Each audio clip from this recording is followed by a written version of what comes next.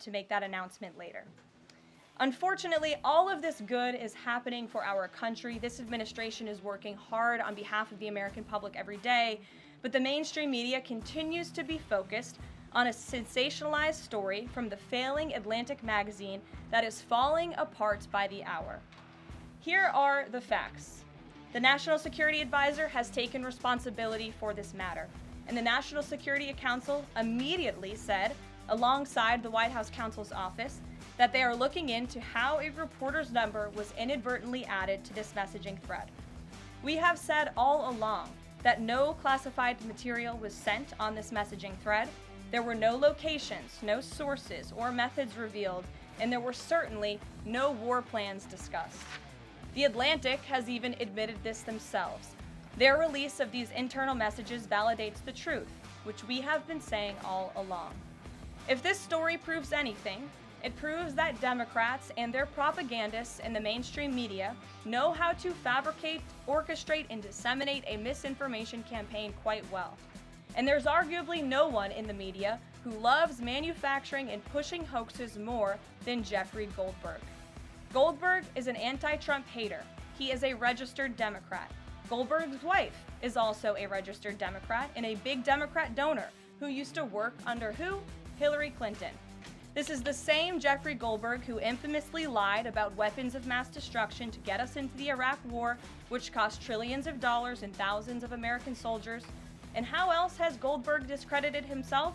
By absurdly claiming that President Trump was Vladimir Putin during the 2016 campaign, by peddling the Russia hoax that tried to hijack President Trump's first term, by inventing the suckers and losers hoax to help Joe Biden in the 2020 election, by peddling a hoax about President Trump involving Gold Star families to help Kamala Harris in the 2024 election, which our campaign at the time vigorously denied. Jeffrey Goldberg didn't care.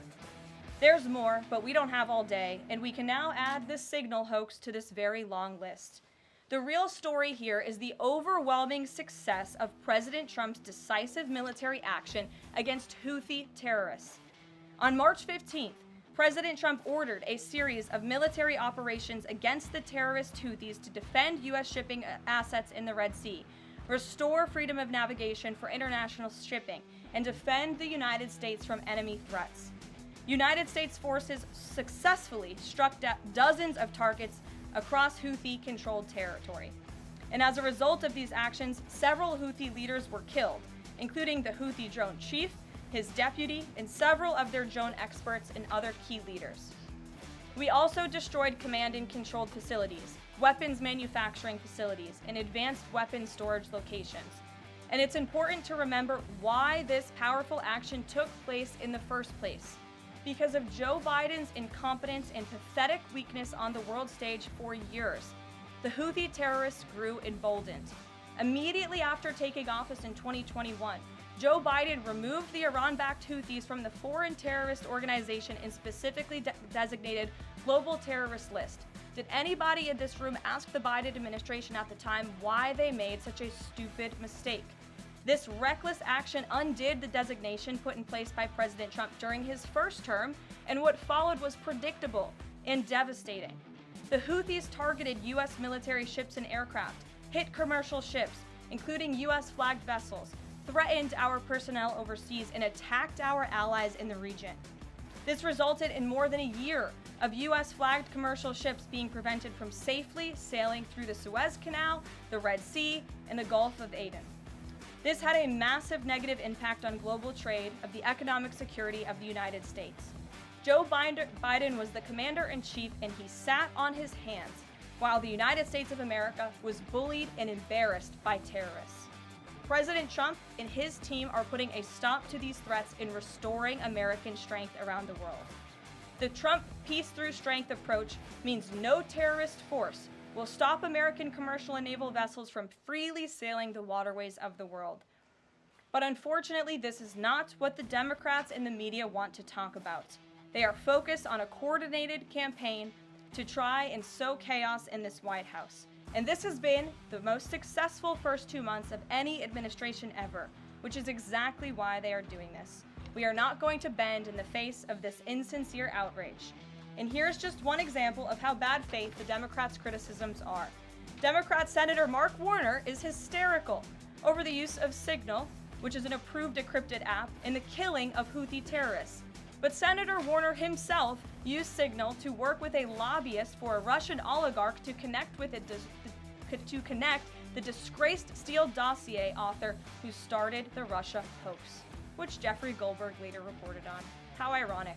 We're not going to lose focus of the bottom line, which is that Joe Biden's weakness enabled and emboldened Houthi terrorists, and President Trump's strength and resolve eliminated those terrorists. Here in our new media seat today, we have Lindsay Keith. She is the managing editor for Merit TV and serves as their White House correspondent.